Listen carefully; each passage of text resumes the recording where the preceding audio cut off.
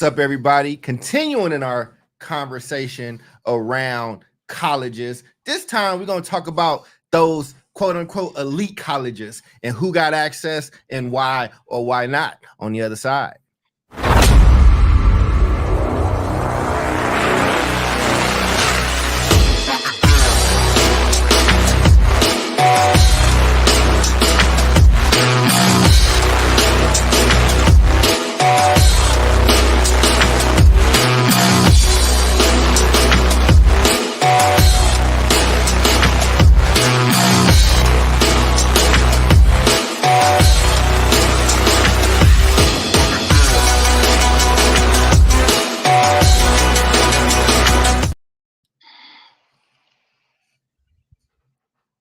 Welcome, everybody. See, I set him up. I was like, David, when I come right back, you taking it. I got the big screen let's on go. you. Let's go. I'm ready. I was multitasking. Good afternoon, David. You all good? Thank you, Dr. Cole. Good afternoon, everybody. Welcome to the South Star Classroom. My name is David Castillo, and we are on episode 121, continuing on this path, this theme that we've been talking about throughout the history of the show. But we did a college-focused show last week, and we're going to dive a little bit deeper. We have a new report that we're going to break down, and we are going to have a conversation about this. So thanks for being here. We are missing Omar today. Apparently, he is in he's at a conference somewhere. We're not going to disclose his location just to make sure that he's safe. But hopefully he's well. And let's start with check-ins. So we are like right kind of in that middle, holiday to holiday kind of zone. Things maybe are starting to slow down a little bit, or maybe they're not. And the world seems to be going off of the rails. So with that, let's do a check-in. We're going to start with Dr. Cole. How you doing, Dr. Cole? I'm doing. I have been busy work stuff. I have some travel next week. We have the memorial. I will be hosting a memorial this coming Saturday at my home. So getting ready for that, and it's moving along pretty well, and learning a lot about my aunt that I didn't know. Like, for instance, this is my aunt that I know for being out here. She graduated from Castlemont High, David. Like she from the town. For y'all that don't know, Castlemont is a high school in East Oakland. But anyway, I'm learning little tidbits like that. I'm enjoying it. I'm as much as one can. And I'm excited about today's show. I'm gonna be the everyman on today's show. I don't know the study, I don't know the articles. I'm just here to engage. And I think that should make for a fun show. So I'm looking forward to it. Sounds good. Jubilee, how are you? I am present. I'm present, and I am currently standing in gratitude. For the person, David, and I want you to check in, but for the person that loves check-ins, the person that wants to get in there and be mushy with feelings and stuff. Here we go. I'm just saying, this is your this is where you shine. This is your moment. You're gonna be all right. Do you talk about it? Maybe call me after. But no, you see, that's like when people go, oh, your name is Jubilee. So like you're always supposed to be prancing like a ballerina everywhere. And it's like, there's different forms of joy. So it's like I have a continuum. So today I am standing in gratitude. Right before, like maybe 20 minutes ago, I got two that kind of like shifted and threw me off. So I'm trying to just regain my posture of gratitude and joy and just be present in the moment. And I'm looking forward to an amazing show, and Charles cutting me off, and Charles not. All right. Love you, Charles. Oh man, did somebody's microphone get muted? That's crazy. I don't know how that happened. You need to give David all the controls. David got it. Yeah. All right. Well, we are doing good down here. It's I just took the dog out for a walk.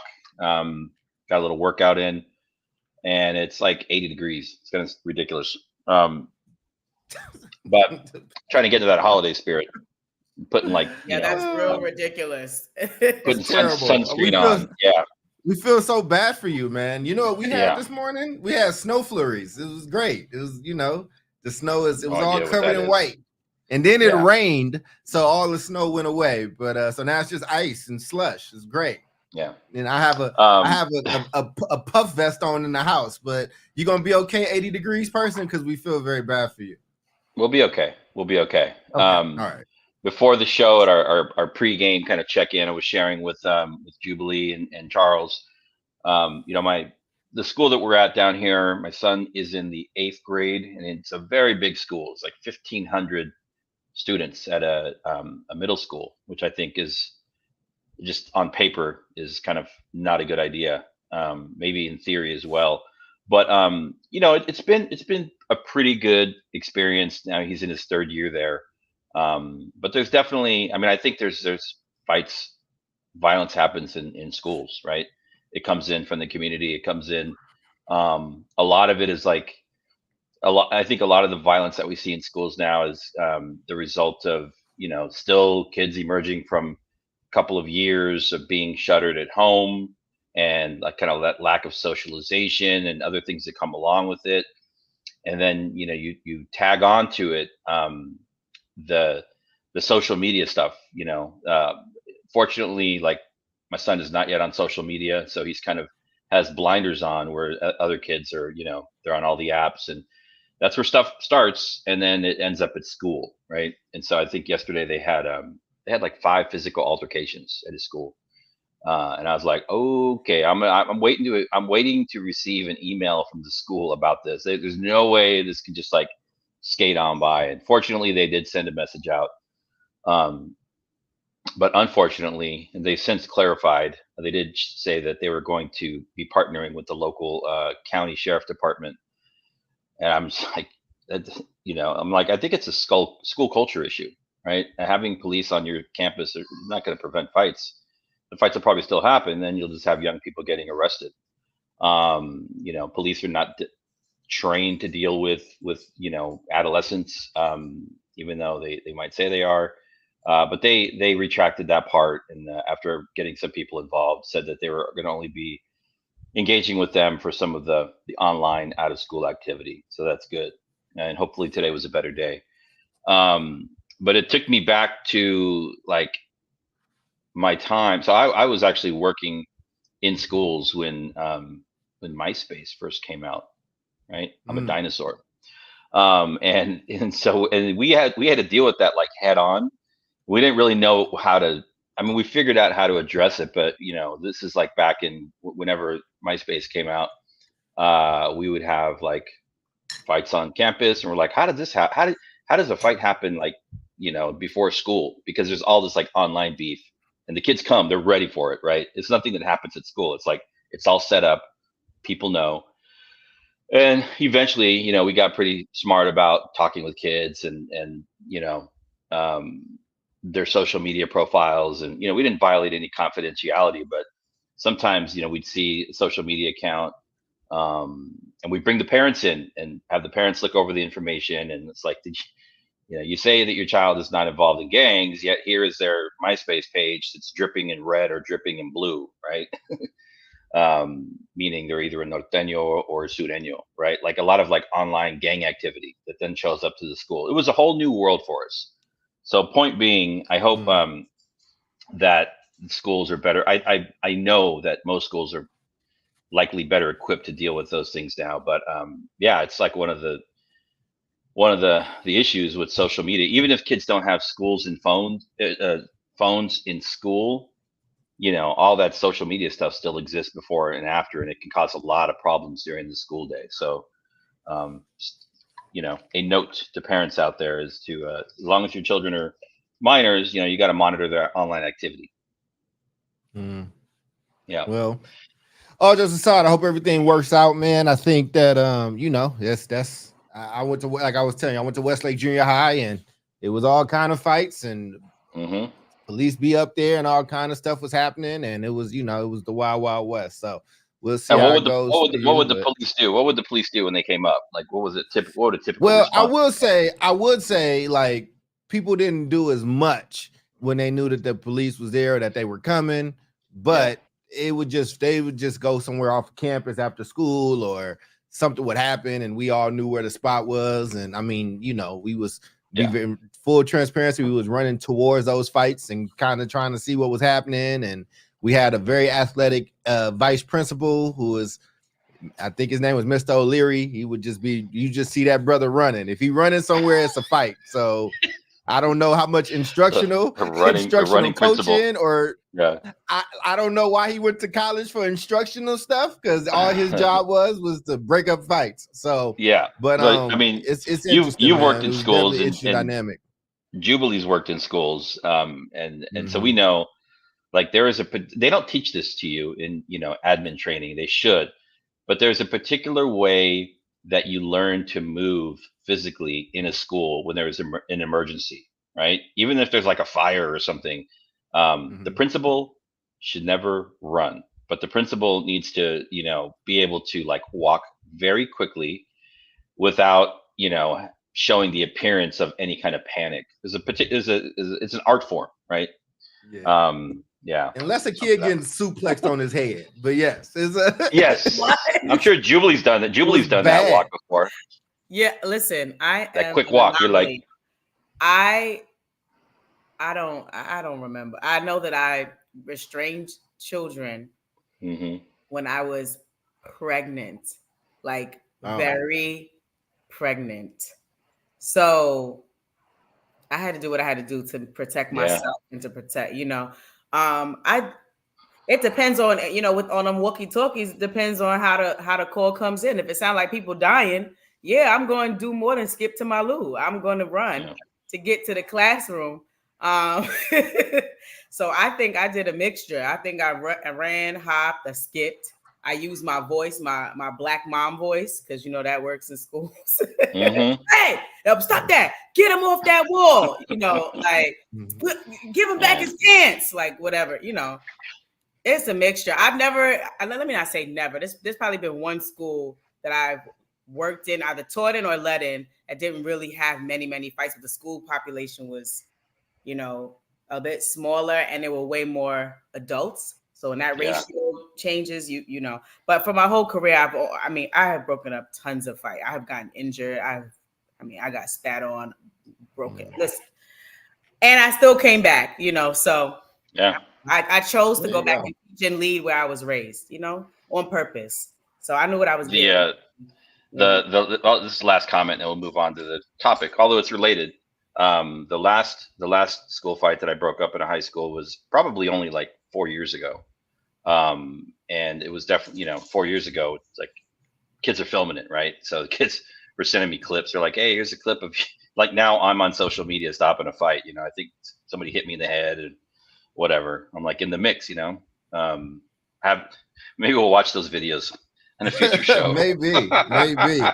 And I have Bare Back and Body should be a sponsor of today's show, but I am out of Bare Back and Body. So this is going to be a fun episode. Let's get it going. All right. Okay. I got a whole bunch of old basketball injuries, and they like to come back at the same time. This is all good. Yep. You got it. So we are going to move on, and we're looking at a new report that just came out, and I don't want to get into the details or the weeds of the report. So I'll just share kind of a summary of what this report. And I appreciate the people that run this organization. They're a research kind of think tank, and they just do kind of like snapshots. They do an analysis of a particular thing that's happening in K-12 or even pre-K or in college, and they put out these detailed reports with recommendations to leaders, to politicians, to organizations. And so we're talking about the Ed Trust, the Education Trust. They're a national organization. And they did a recent study that looked at enrollment trends for African-American students at selective private colleges and universities over a 20-year period. So from 2000 to 2020, right? Regarding enrollment, what they found was that there was an increase in African American student enrollment at 75% of the institutions. So 3 out of 4 of these institutions showed an increase, even though the increases were small. The increases were small and did not align with the African American demographic in those home states. It's kind of confusing because, especially with private schools, people tend to like jump states and attend, schools. So mapping it out to the local area might not be a good way of looking at it. But small growth in most of the schools.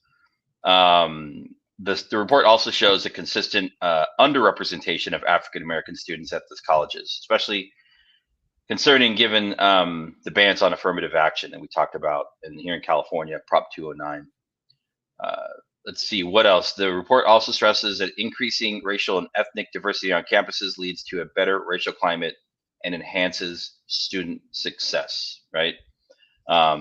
So, I worked at a charter school where, we literally had, about 300 students, and we had 3 white students and probably, 30 African American students, and the rest were Latino. And that's difficult if you are in the minority of students in a school. That comes with a whole other list of issues, just trying to feel safe, feel included. It can be very difficult when you're looking at those kinds of numbers. And then we're talking about elite colleges. Many of these schools have huge endowments, right? So they've got money in the bank. And we're talking about financial constraints. So it seems like, there's money there. And the question is whether, that money is being used to take down some of those constraints. And then lastly, the report also notes that addressing the underrepresentation issue requires more than just money, right? Pointing to the systemic issues in higher education. So systemic issues, systemic racism, other kinds of barriers and challenges. So those are my big takeaways from this report. Essentially, very, very measurable but small progress, and still a lot of work to do, right? I think to put it bluntly. We're not gonna necessarily go into the Latino data, but we can assume that it's similar. So, given all of that, wanted to see what your take is. I don't know if you've read it or if if you have any initial thoughts to share about what I just shared. This is our question. We can jump into this if you're ready. So how does having fewer African American students at top colleges affect their daily life and their chances beyond college? Can we get just some clarity just real quick? So the general thing that you got, and again, as the every man on this episode, right? Mm-hmm. Are you saying that there was a study, and what the study was showing is that less Black kids are getting access to the elite colleges, and the report gives some reasons why or some rationales or whatever, but that's the central theme. Is like, even though Black kids are having more access to college in general, you're having less access to quote unquote elite colleges like the Ivies and stuff like that. Okay, I just wanted to be very clear for the people listening. Some progress in most of the schools over the 20-year period, but also the overall numbers are still not representative of the local demographics, right? Yeah. So there's still a gap between the percentage of African Americans enrolled in these schools versus the percentage of African Americans that live in that particular area, right? Okay. All right. So, I just wanted to get some clarity on there. Julie, if you wanted to kick off, I just need to get clarity first. Yeah. I'm still formulating my thoughts. I was here just looking at how many Ivy League students are low income, because I'm thinking about race, but I'm also thinking about people that are poor, right, or living in poverty. How many of them are getting into these Ivy League schools? And I'm sure I'd have to go way down the rabbit hole to find, how many poor white people get into Ivy Leagues, how many poor Black people get, right? And then figure out what the disparity is between those numbers. But InsideHiredEd.com has a stat that says the class of first-year Ivy League students in fall 2021 consisted of 13,634 undergrad students, according to the report, but only 2,524, or 18.5%, were recipients of federal Pell Grants, which is aid for low-income students. So I want to keep digging to find out, like, well, how many of those students were Black? And that question came to mind because it's like, if they are struggling to even admit low-income white students, then the low-income Black students, right, or any Black student is like off the radar. Like, when do we even get to them? And then I was thinking, for us, by us, where's LL Cool J's clothing line? Can we turn that into a college? Because I feel like that's the only way we're ever gonna level the playing field or keep leveling the playing field. So those are my initial thoughts. Yeah, Charles, I think what you got? I mean, I'm listening. I think it's like, I'm not surprised by it. I mean, I know there are some large systemic things that's happening there, right? Like when you look at, like, you know, it mentioned Prop 209 in the report. I don't know if people are familiar with Prop 209. It was big legislation in California that just a lot of things came from it. But when you got rid of things like affirmative action or whatever, it just, you know, the people that got access to these things plummeted and went down. I think we see these things a lot. I guess my question would kind of be too, like, I mean, look, I mean, the general reaction is this, man. I'm Black. I applied to different type of schools. I didn't apply to every school that I wanted to go to. Just, that was just my own belief, like, detriment at that point too. Like, I mean, I'm pretty sure I could have gotten the UK, University of Kentucky, which is my favorite school since I was a kid, but I didn't even apply because I didn't think I could do it. I went to what was kind of easier and that I could get into. So I think there were some things around my mindset and just some systemic things and some cultural things that kind of played into me not going for what I needed to go for. But I think that, you know, these schools have, if you white and your parents went to that school, you got a really good chance of getting in. I think we don't really talk about legacy and stuff like that. I don't know how much you know, if everything was fair, I don't have necessarily an issue with legacy, but when a particular group of people have been blocked out for so long, you don't get to raise up that legacy piece. Like, I'm too many first Blacks in my life. Like, I was a part of the largest Black cohort for my doctoral program. Like, I'm like, just the fact that we still making a lot of Black history in those type of ways. I mean, it might feel decent in the moment, but when you reflect, it's like, damn, there's still like a long way to go. I think also as a critique on university system as a whole, like we've been talking about, and I'll stitch this in, is where is the interest in college at this point as well? Like, so if it's like, yo, I think there are a lot of people that look like me that are looking at things outside of college. I'm having to have where I used to get booked to talk about how to get into college and what it is when you're there. I'm getting asked by similar groups of, is college still worth it? And I think that is starting to shift the zeitgeist a little bit too. And I think finally my critique on a lot of these schools is I think a lot of these schools are actually losing, you know, their rigor. I think when MIT students are basically saying that the math is too hard and math has been math since math, you know, I think that's like, I think there's a cultural thing happening where there has been somewhat of a coddlement of the student in general. And it's interesting that even with that coddling, even with that lowering of standards, that Black people and brown people still seem to be iced out of it. So there's a lot of things that I'm noodling on. You know, I think there's a lot of strands to tap on here, but I'm trying to even hone it so we can have a good conversation about it. But it's so, you know, I didn't go to an elite college. I went to, you know, we missing the cat that's brown that went to the elite college. I went to state schools because I knew I could get in. They said if you got a 3.0, SAT scores and ACT scores don't matter, and you got a spot promised to you. So you know what I did? That's what the hell I went for. You know, and even with my test prep, I did okay. I mean, in my school, I did okay on the SAT. Nationally, it was dog shit. So, you know, and I think that while that could be systemic, I also think that my school just had lower standards for its students and kind of pushed us through. So I think there's a lot of feelings and emotions and places to point to all around. But that's my initial jumbled, barely legible thought. All right. So let me throw this in there.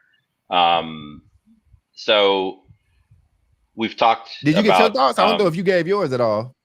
Me? No, I'm good. I mean, I'm gonna try and move us along here. Okay. So in the report, another statistic is in 2000, 6 of the top 10 Black student access scores. That's how that's their methodology, right? Were held by historically Black colleges and universities, right? HBCUs. And so in 2020, that number jumped to 7. So I think one of the things coming out of this report demonstrates that, I think going back to Jubilee's point, like the 4S bias, is that the importance of looking at HBCUs, and also on the Latino side, looking at Hispanic serving institutions, because we know that those schools that have a particular focus generally get much better outcomes, meaning like they're admitting more and they're also graduating more students than the non-HBCU or the non-Hispanic serving institution. So I think it just takes us back to like what we've always talked about, and again, we're talking about elite colleges. We're talking about for every 100 kids that graduate high school, and remember, like that's only 100. Not every kid graduates from high school. Right. So you start with 100 that start 9th grade. Maybe 70 of them graduate. Of those 70, maybe 40 of them go to college, and then you start chipping down. So like for every 100 kids that start 9th grade, at the end of 7 or 8 years, you maybe are graduating 20 if on the high end, right? And what happens with all those that aren't included? But what this shows is that the HBCUs are generally more effective, and we talked about it on another show. The Hispanic serving institutions also have stronger numbers. So I thought that was interesting. I mean, those schools are like determined, right? Like there's a mission that's inherent in their existence, right? And so with HBCUs, like it's like, yo, we were built for this, even though we're not discriminating against anybody else. There's a lot of white kids that actually go and Hispanic kids that go to HBCUs. And when we were doing that research, David, you should probably just inform the people about, those Hispanic schools. It's a status. It's a little different than the HBCUs, but it's a federal, why don't you explain that for the people? That's about as much as I know about it. It's a federal program designation. Designation. Yeah. That and it has to do with I think a couple of things. Obviously, enrollment. They look at programming, and then they look at the student outcomes, right? Graduation rates, things like that. Yep. So it's got me thinking about like what even are like employers looking for now. I think, at least back when I was in school, going to an Ivy League was like, you want to be a powerhouse somewhere. Like you want to be a Wall Street, tycoon. You want to be selected or hired by like a top law firm, in Manhattan, things like that. So it's almost like you were being groomed so that could be your end result, And then I just Googled, which companies hire from Ivy League. It says Google was the top employer for every Ivy League school. Amazon, on the other hand, was the top recruiter from just 3 top colleges: the University of Florida, Boston University, and Northeastern University. And that's from collegerover.com. But like, I just find it, I find it interesting. It's like, who's really got their eye on students that are in Ivy League? Like, who still cares? Like, which professions still care. That's one, right? And then two is like this whole world that we have that revolves around social media, right? I think has changed the game in terms of how people move to places of notoriety and visibility, and even getting coined as an expert in something. We got, and I know people like, oh, you're like a social media success, overnight success, or you just had high virality on TikTok, but you don't really know what you're doing. But that has been proven to be untrue so many times. And so it's like, so what are employers really looking for? Are they going for Ivy League folks? Or are they looking for a specific skill set?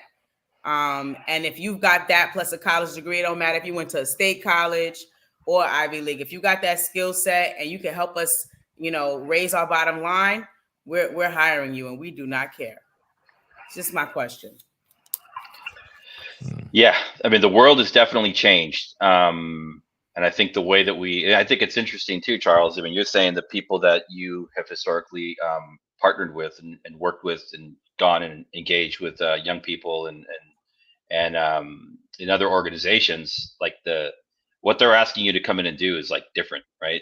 That says that something is changing something has changed. The world has changed, right? And so part of that is, like, what does the actual package look like, right? Part of it is going to be, some part of it's going to be education, some kind of degree, certificate.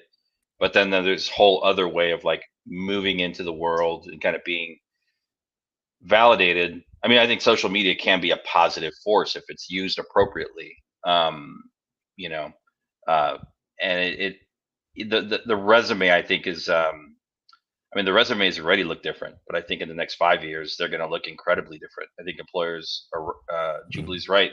Employers are looking for a very different skill set, right? And I think it's just going to continue to change, right? And having a liberal arts degree is like, not necessarily, like, I think intrinsically it might be a good thing, but it can open some doors for you, but it's not the same thing that it was like 20 years ago.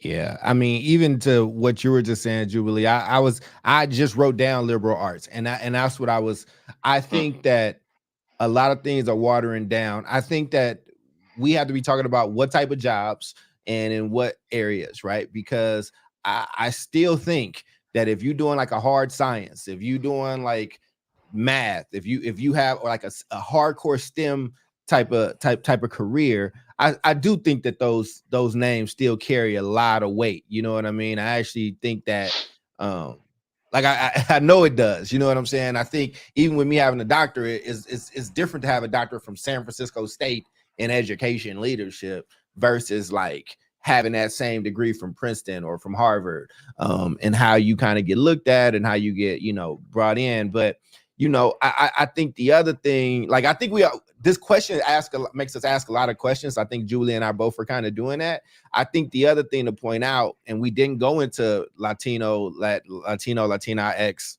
Latin.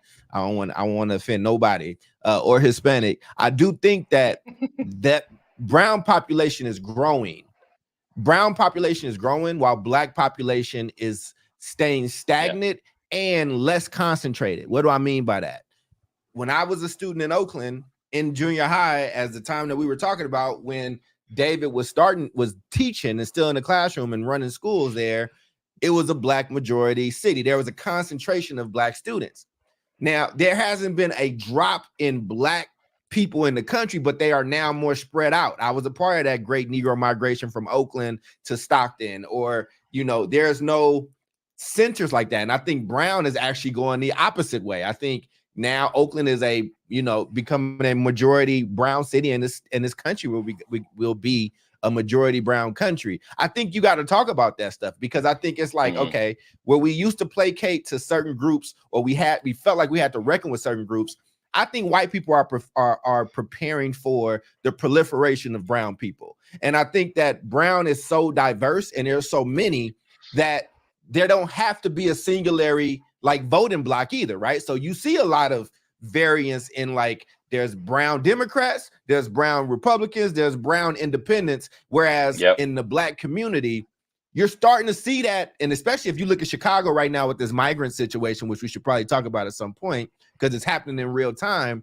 But it's still taboo in most of our communities if you are a Republican or going against certain establishments. And I think that ties into this conversation a lot, because when you have decentralized Black people and you don't have that power base, you don't have those voting blocks, you can break down things like affirmative action. You can break down things like those policies. And hopefully Jubilee likes this. This is where it becomes a grander systemic issue that it's easier to attack this group, as opposed to, I think there are negotiations that are happening in the brown community. Like there's a Marco Rubio, and then there's like, you know, a liberal like brown person. And I think, you know, I think it's just the Castro brothers. Yeah, exactly. Right. I think it's just a very interesting dynamic that's playing out. I hope that made sense, because we're in the midst of it. It did. So I'm making sense of it as it's happening. I mean, so just to you made me, so the population, I'm just looking at California, right? We'll talk about California. Right. That's where I'm at, but I know it's growing everywhere. The Latino population, like we are now the majority, right? We've tipped the 50% scale in California, and students in schools. So like that's clearly happening. So Charles, you were talking about like how the growth, you know, Latinos are you know, I don't know what the birth rates look like, but probably higher birth rates than other groups, right? And so population's growing, changing what cities look like. It's changing New York City. It's changing Chicago. It's changing Oakland, San Francisco, LA, obviously. I mean, everywhere. DC, right? And so and at the same time, so you look at like the demographics are shifting. There's all kinds of like, you know, political fallout as a result of that. But when we look at, I looked up some high school graduation rate information, and it's pretty fascinating. So for Hispanic and Latinos, and just like 2 years ago, the 2019-2020 school year, the national graduation rate was around 83%, right? Which is pretty high. I think I'm like scarred after having spent so much time in a city that ran a school district where the rates were so much lower, right? 83 sounds high to me. However, we still lag behind most other groups in terms of attending and graduating college, and that's insane. Across the state of California, it's only 35% and 33% nationally. So yes, the numbers are growing, but you know, our what's happening to us regarding education and access to education is not. So that's that gap that we keep talking about. Right. Yeah. Jubilee, what do you for Jubilee? I was like, I want to jump in. I wanted to. No, go for it. Take up too much air.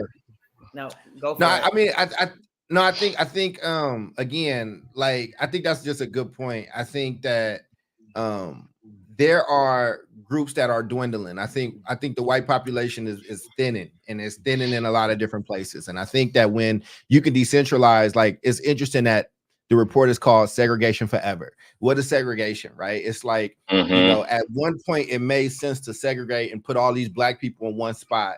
But that made a lot more sense when they couldn't vote. That made a lot more sense when they couldn't, like, you know, build companies or whatever the case was. Right now, in the proliferation of that, now you get things gerrymandered. Now you get, you know, the Tulsas like destroyed. Now you like there's a power base, and even in like, you know, if you look at Oakland, where we're from, David, like, well, you're from saying, but you know what I mean.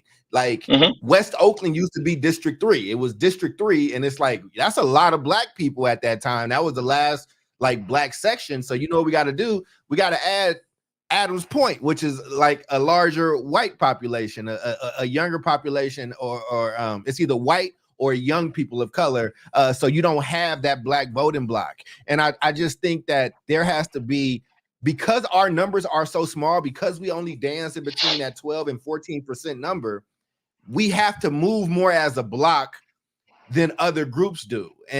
Or we have to figure out the solidarity kind of missions that like Chinatown does in Oakland or anywhere else in this country. Like their dollar circulates, and all this does kind of like placate into this place, because when UC Berkeley says we'll give out they had the Gates Award, the Gates Millennial Scholar. What that was in California, if you didn't know, it was basically Bill Gates for these type of communities. The top like performer in your school has a full ride to a UC.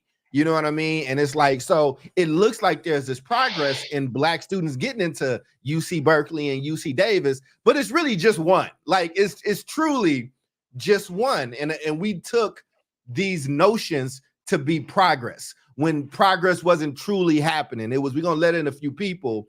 And that's why you still got Princetons and Harvards and things like that, where there's a cap on Black people, but the perception works so well that Asian people partnered with white people to sue about Harvard because they felt that Black people were taking up those spots. And now we see, now that the smoke is clearing, well, y'all still not getting into those slots in those places, but these white kids that got legacy where it don't matter how smart they are, it doesn't matter how they did on these things, you get a huge boost if you are a legacy kid. So, I mean, I'm trying to think of solutions, right? But I do think, you know, I think there should be a different proliferation of HBCUs. I think that they should not just be in the Midwest, the Eastern Seaboard, and the South. I would love to see these type of schools happen in the West Coast, or these partnerships happen, so we don't have to keep fighting. Like, it's like blood sport if you a Black kid trying to get into these schools because they got a few slots for Black kids per se, or EOP or EOPS, and we battling each other, and it's just our numbers never grow.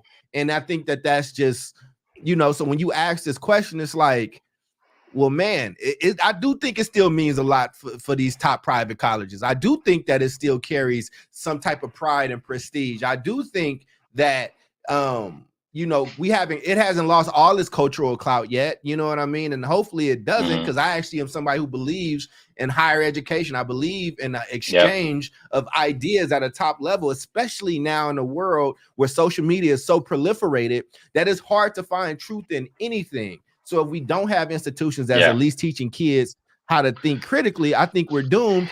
And I'm seeing universities lose their own academic edge. I'm seeing them succumb. Like, that's the whole purpose of tenure. And so you can actually always teach the truth and teach from that place without worrying about, you know, losing your job. But I think we have to talk about the proliferation of social media and our society and how things are shifting in order to really start tackling this. Because again, when you at MIT and you can't do math, that's a problem. And Black kids still can't get in. So it's like, it's such double and triple jeopardy, man. And I just did a big stretch. I'm curious what Jube was gonna jump in and say. I mean, you always talk about like the legacy piece, and I feel like that might be a part of the solution if they actually add some level of accountability. You know, that's the thing. Like, we're talking about these private institutions that are able to fundraise, are able to get money from Tom, Dick, Harry, Mookie, all the people, right? Probably not Mookie, but and just not have to be accountable for that. There's nobody looking and saying, oh, that's so-and-so's father. No, we can't take funds from him. Or if we take funds from him, his son can't be admitted into this school. Or what? There's no parameters, right? One. And two, I just think, like, over and over again, I just think it's communicating, hey, we really don't want y'all here. Like, y'all want to march and protest and make all these different, like, you know, laws and stipulations, or we don't want y'all to go here. We didn't make these schools for y'all Black and brown people, and we don't want you to go here. And I just feel like, when do we just say, you know what, like, how do we get the education that we provide at HBCUs and state colleges and all of that to a level that's quality? Like, the prestige is connected to the name, right? It's like, why if you go to a store and you see somebody selling a Psyche sneaker, you're like, I'm not getting Psyches, I'm going to get Nike. Like, what is this? Like, right? Like, people want the name, right? But just because, and I don't have facts on this, right? But like, I wonder, you know, whether or not the education is, you know, matches the prestige of the name. Like, I remember, you know, graduating from SUNY New Paltz, there was a friend of mine. She got accepted into Downstate, SUNY Downstate, which is in Brooklyn. It's like you know, a medical what do you call it? It's like a medical program. So you graduate, or you could graduate from high school at the age of 18, and then you go to this program at SUNY Downstate for 7 years, right? You do all your medical work so that you can be an MD at the end of that 7 years. It was at the time, I don't even know if it's still going on, right? But it was one of the best programs in the country, for that. And one of the only ones in the country that would allow you to go straight from high school and just start on your path to becoming a doctor, right? And they produce solid doctors. So it's like, is it the quality of the education that these private institutions, these Ivy Leagues are providing, or is it the name? And if it's the name, then like, what are we even talking about? For a name that doesn't want us there, that doesn't make the space for us to come there, and then you don't necessarily provide a higher quality education. It's the name, right? Like, and it's the name, but and I think money's tied into it. Oh, go ahead. I'm going to cut you off. No, I'm just saying, like, and I get that name, right? Like, you drive a certain car, like you're gonna go to the dealership, you get all the bells and the whistles. Like, I get it. Like, a name does have power. But I'm saying in this day and age where there's the messaging that like, hey, we don't want you. There's a lot of different ways to gain intelligence and to become experts, right? Earlier, like, is it all worth it? And they so they do provide recommendations, right? And I think that you touched on some of that. So there was 4 recommendations that were generated by this report, and they are as follows, right? We've heard this one before. We've talked about it. To develop recruitment strategies that increase access. Okay, we've talked a lot about that, right?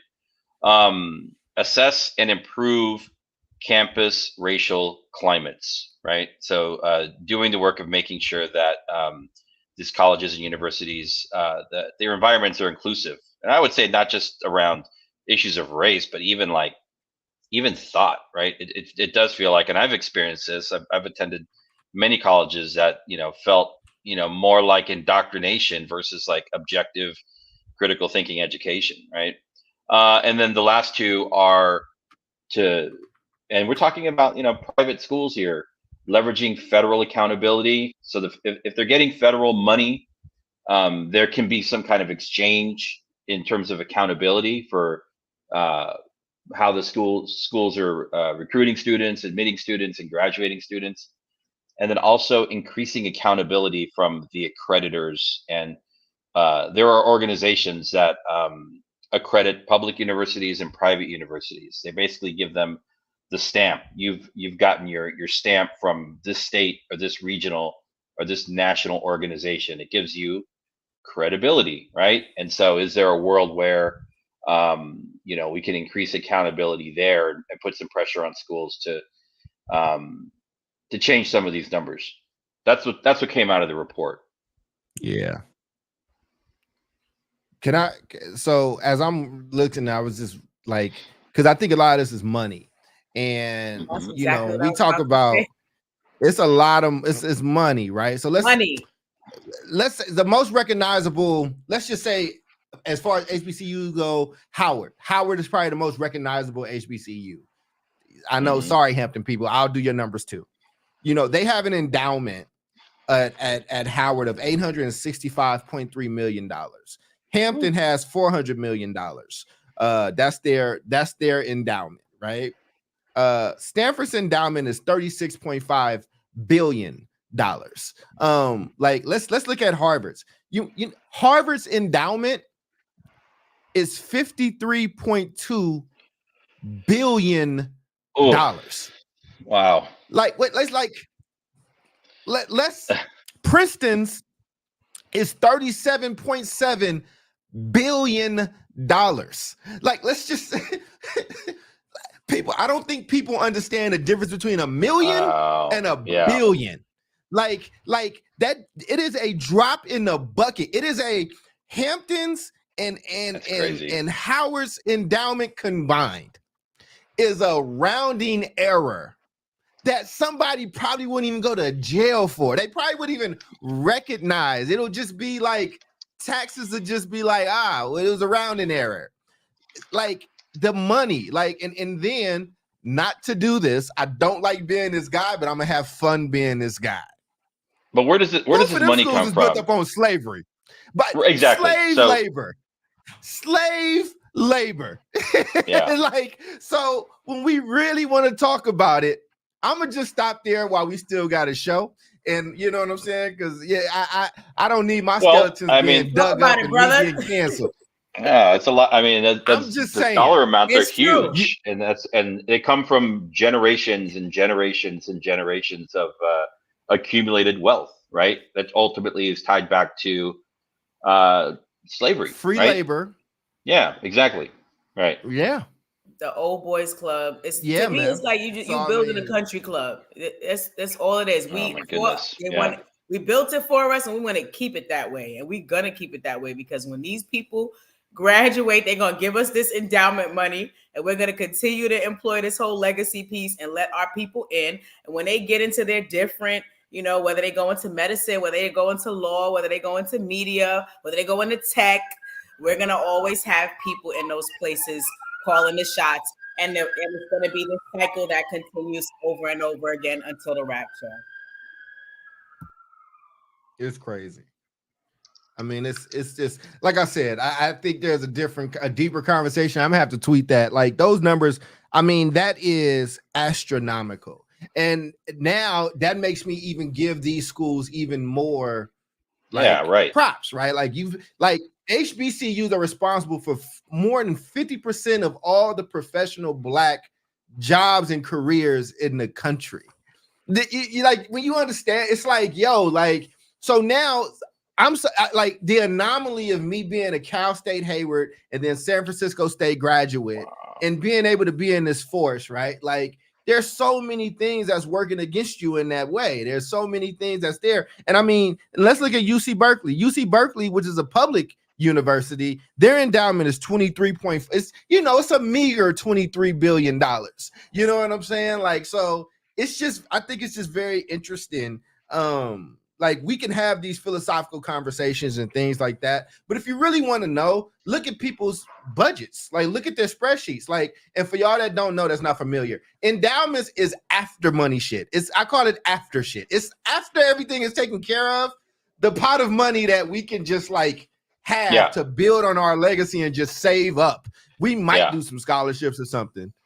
But not operating revenue. It's not operating income. It's just like it's there, right? Harvard, someone's Yale, at my door. Stanford, Y'all keep going. Princeton, I got to get this door. You're in control, MIT, David. I don't know who this is. Yeah, no problem. Yeah, I mean, you're talking about hundreds of billions of dollars that are essentially just kind of sitting in coffers, right? Yeah, that's very interesting.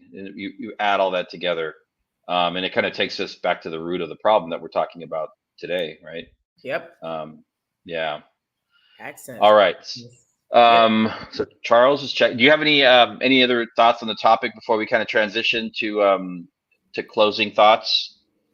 Not really. I would love for you to share what they suggested next steps should be or solutions should be, or maybe share what you feel is most viable. Yeah, let me pull this up again. Let me see. I'm sorry. We see as soon as we start mentioning stuff, the feds show up at my door. You see? That was quick. That was quick. I said I'm gonna stop talking about the billions. My bad. I'm gonna stop. My fault. I'm sorry. I don't want no smoke. They're waiting for you. Yeah, I mean, like so the four things again were we've talked about this, like the recruitment strategies, right? Developing better recruitment strategies, and then improving racial climates on campus, right? Those are the first two. And the second two were to like leverage federal accountability. So if you're getting federal dollars, what can the federal government do to hold these schools better accountable, right? And then the last one was, which I think is interesting, is kind of increasing accountability from the accrediting organizations. So basically accountability, right? Yeah. So I think that's what they came up with. Again, we're talking about elite colleges and universities. We could be talking about 100% of community colleges and public universities too. but without talking about the root cause, which is what happens in K-12. We're actually just talking about the kind of, I'd say, the cream of the crop, but we're missing out probably on 70%, if not more, of the young people that are transitioning into Mhm. adulthood and what their access is, right? Um, so Yeah. you could probably assume, I don't know if it gets better or if it gets worse, but yeah, I I think mean, it's. Go ahead. no, go ahead. I think the other thing is this kind of complicates it. But like as the world changes, obviously education slowly responds, right? So you have more of the shift back towards like career technical education. That used to be kind of looked down upon because it was, there were certain tracking practices. But I wonder how that plays into all this now. You have like dual enrollment, where students are in high school taking college classes. I wonder how, access to like early college coursework when you're in high school. It'd be interesting to see how that impacts, how does that change your access, and then how does it ultimately change, your ability to graduate, right? Um, Mhm. which is something that's Yeah, relatively man. new. So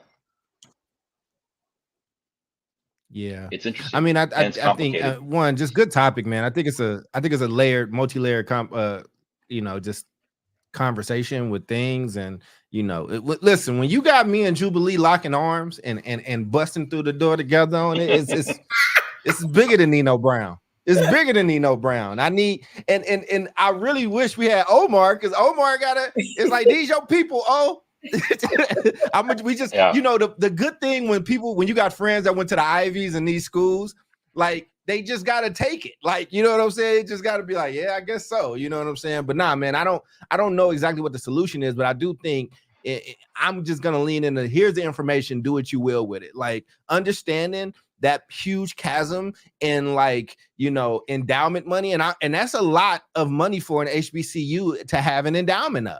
And it's like not even a fingernail. Like, it's so little money compared to, it's not even $1 billion, and they got 57 of them.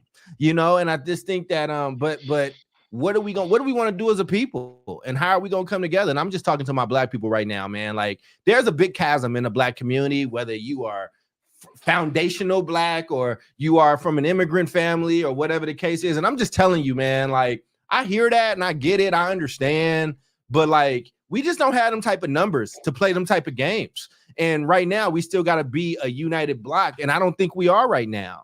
And and I look at our brown brothers and sisters, and this, and I see I know everybody got their infighting, everybody got the stuff that they do, and I'm watching it play out with this migrant stuff. But it's enough of them. There's enough of them to where, on some level, and maybe a lot of my brown folks would disagree, right? But just saying, just numbers wise, there's enough where that disagreement can happen. But we're such a fragile number of people. It's such a small, volatile group that it just requires this unbelievable, uncanny amount of togetherness and camaraderie. And I just feel like we gotta get together and start figuring that out so we can start to solve these type of problems. But we splinter so easy, man. And I don't know if this the podcast that had that talk, or maybe I'm just Very frustrated easy. as a Black man. But when I look at this stuff, it's tough. So that'll be also my final thought and all that good stuff. And I'll get out the way. We splinter easy as well. It's like once we've had the chance to, once the door was open for us and we get through the door, many of us, meaning my brown brothers and sisters, have no problem shutting the door behind us, right? To opportunity. So the idea of the show came up maybe a couple of days ago. Did some research, and then I shared it with Charles. I'll share it with the group. I heard a very interesting podcast from a gentleman who's close to my age, maybe a couple years younger, who grew up in LA, and he's talking about his life growing up in LA and gangs, and eventually ended up, life in prison. Somehow he ended up getting paroled, and he's free. But he led a life of very similar to like my life up until about like the middle, the difference between like junior high back then and high school, right? Where I was able to go in a certain path and he went in a different path, right? So college is not even like part of his vernacular. Not to say that he's not an articulate person, because he's very articulate. But he spent, most of his life in prison. And he was like reflecting on his life and his story. And so I just think about, again, like, of all of the people that I grew up in and around, how many of us finished, made it to high school? What were the factors that helped us to graduate? And then some of us go on to college, and then a very small number at the end of the day ends up graduating, right? And so right now we're talking about the elite numbers, but I'm interested. The reason I'm interested in that, because I'm actually interested in the majority that don't have that access, right? And so I think maybe for a future show, looking at that, and that goes for both Black and brown folks. And so for people that don't have access, right? If you aren't able to acquire an education, any kind of education, right? What are the possibilities? What are your life outcomes looking like? What are the percentages look like? How much money are you going to earn? What kind of housing are you going to have access to? What kind of food are you going to have access to? What kind of healthcare are you going to have access to? Right? And that's real life stuff for a lot of people. So, yeah, Jubilee. All right, take us home, Miss Julie. What do you got? Sorry, I was muting and unmuting. I didn't realize. I need to go to DJ school.